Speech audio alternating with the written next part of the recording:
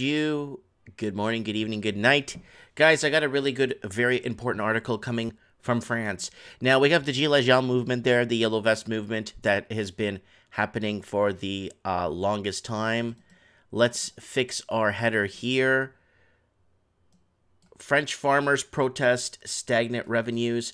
Let's update here our header here so it doesn't confuse people. Here we go. French farmers protest stagnant revenue. Guys, remember, guys, I am teleprompter / free, all that crap free.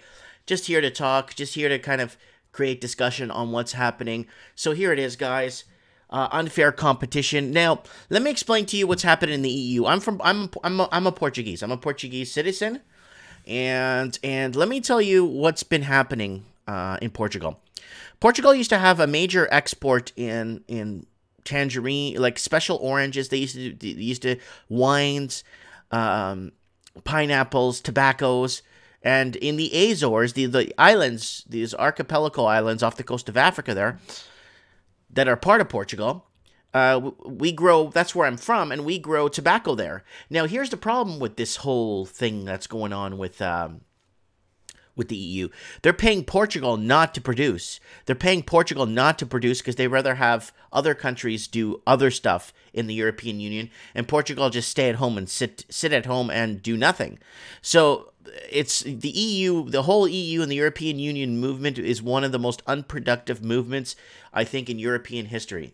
It's absolutely not allowing people to work their land, not allowing people to make ends meet on their own, and basically disallowing people from making wines, exporting to certain countries because the French have or the Italians or whatever, and then the Portuguese are disallowed to do most of the stuff they used to. And they could have a thriving and good, strong economy today if they were just allowed to do what they want, right? And unfortunately, that's not the case. All right, guys, so let's get on here. So, French farmers protest stagnant revenues, unfair competition. So this is a big problem, because once your breadbasket dries up, or once you starts to create mold, and you have no way of feeding your population, you're going to have to start importing food. And when you start importing food that you could quite well basically create in your own backyard, you're in trouble. You know things are headed for a really bad time. Paris, rumbling 2x2 down the ring road around Paris. Disgruntled French farmers drove their tractors to the capital Wednesday to protest stagnant revenues and what they say is unfair global competition. The protest snarled traffic in the Paris area from daybreak to nightfall as farmers from across the country attempt to use 1,000 tractors to block off access to Paris. It was among several recent farmer protests around Europe, driven by growing concerns about the maintaining European agriculture traditions and standards. The tractors will remain parked on the highway circling the city until French President Emmanuel Macron. This guy's still president? 100 days or 200 days after the Yellow Vest movement? This guy didn't step down? Holy crap! To meet with protesters, regional farmers, union spokesperson, and Elisa Despiney told the Associated Press. They could remain there for a couple hours, or maybe days, she added. Yeah, they don't know, because they don't have an agreement. They can't come up to terms. We need, like, Jimmy Hoffa or something to step in there and make a difference. Holy smokes. Sorry, guys, I gotta wet my beak there. Protesters on the foot side of the city, meanwhile, blocked off the Champs-Elysees and scattered hay across the famous Paris Avenue. Police surrounded the group of farmers beneath the Arc de Triomphe, but the actions were peaceful. The French presidency said no meeting between Macron and delegation of farmers was planned at the stage. If I was Macron, I would be in there front and center, and I would be in there fixing this food problem, because they will have a food shortage, believe me, and they're going to have to start importing food. You're going to see first world countries starving in the next 2 to 3 years. Why? Because of very bad leadership. Very bad leadership. However, Agriculture Minister agreed to meet with group of farmers Wednesday evening. So it is Wednesday today. So farmers' grievances include free trade agreements They say that put them at a disadvantage, a government reform that failed to increase their revenues, and regulations that say they hinder the sector's performance. Damien Griffin, president of the Farmers Union of Paris region, placed the blame for farmers' woes scatteredly on Macron. Yeah, I think so. Whom he called the instrument of these divisions in an interview with BFM TV. He called Macron to rally French citizens to support agricultural workers. Farmers have specifically criticized the law passed last year that intended to bolster French agriculture. They say they haven't seen the increased revenues the government promised. They have also condemned agribashing, or perceived a public hostility towards farmers, particularly from those who criticize their use of pesticides and treatment animals. There's your green going in, your Green Deal party people going in. We just like to work.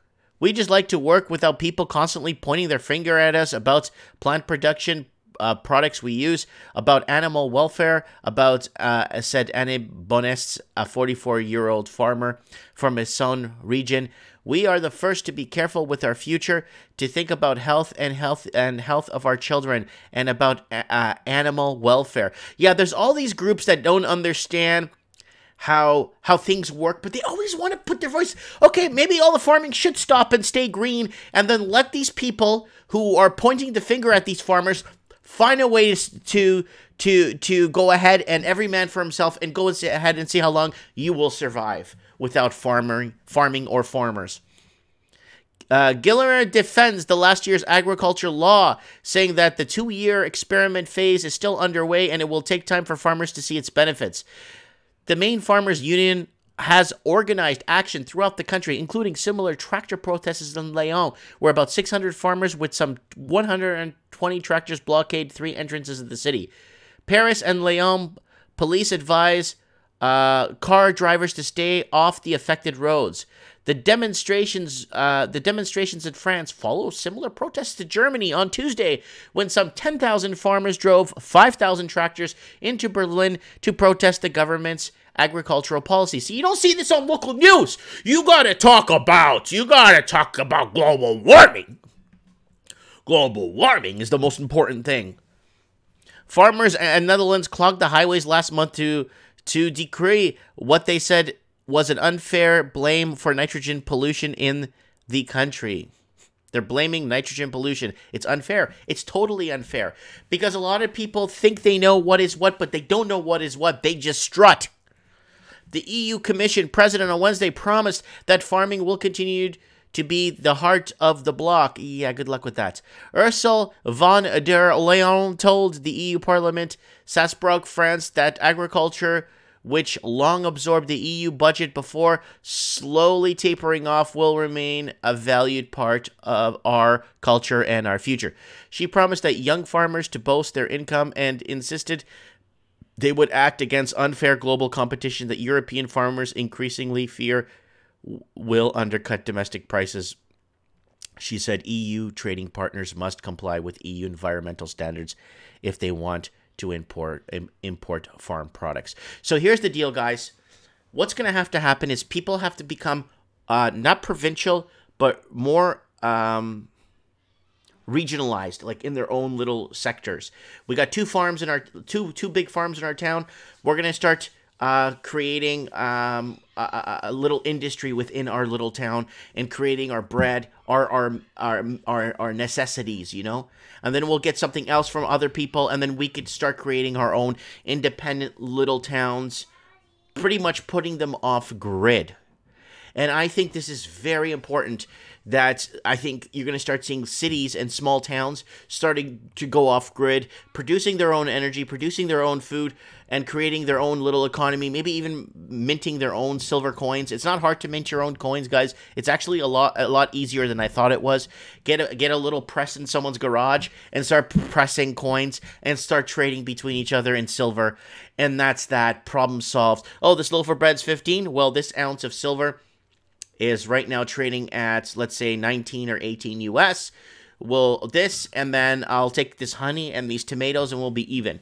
Then this way you have some intrinsic value. I think that's what's going to have to, people are going to have to start putting silver printing, like silver presses to press out coins and start going from there. I think that something's going to have to happen independently within smaller portions of smaller towns that are so disconnected from the rest of the big cities and have nothing to do with those big cities and that are funding these big cities with this garbage. Let the protesters do what they want, and people that are in small towns and smaller cities don't have to deal with this crap from the capitals.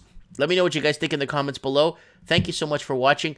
And this, you don't see this stuff on the news. Why? Because it might create a little bit of unrest in people and uneasing. Thanks for watching. Don't forget to hit the subscribe button.